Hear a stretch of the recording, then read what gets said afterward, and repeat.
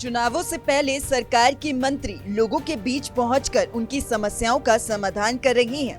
करनाल में भी कष्ट निवारण समिति की बैठक का आयोजन हुआ, जिसमें निकाय मंत्री कमल गुप्ता शिरकत करने के लिए पहुंचे।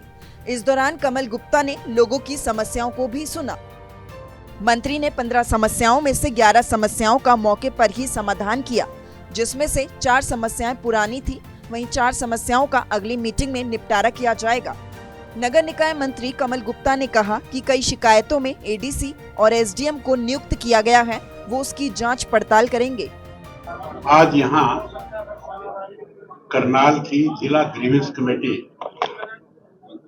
उसमें मैं आया था और उसमें टोटल कंप्लेंट्स 15 थी, 4 पुरानी थी और 11 नई थी।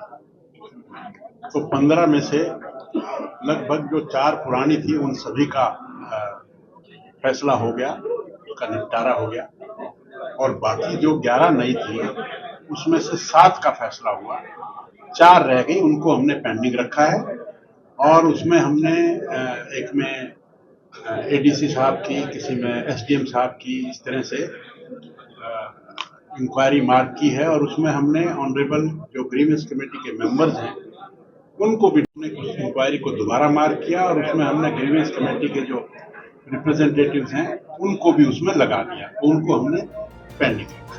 वहीं हरियाणा कौशल रोजगार के तहत निकाली गई नौकरियों को लेकर विपक्ष के बयान का भी जवाब उनकी तरफ से दिया गया कि नौकरियां लिमिटेड होती हैं।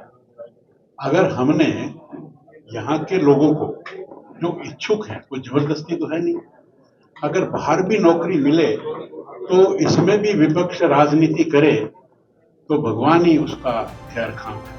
आपको बता दें कि चुनावों से पहले सरकार जनता को लुभाने में जुटी है। बीजेपी के बड़े बड़े नेताओं से लेकर हर कार्यकर्ता लोगों के लिए काम करने में जुटे हैं। ऐसे में जमीनी स्तर पर तेजी से काम किया जा रहा है। करनाल से सूर्य समाचार के लिए हिमांशु नारंग की रिपोर्ट।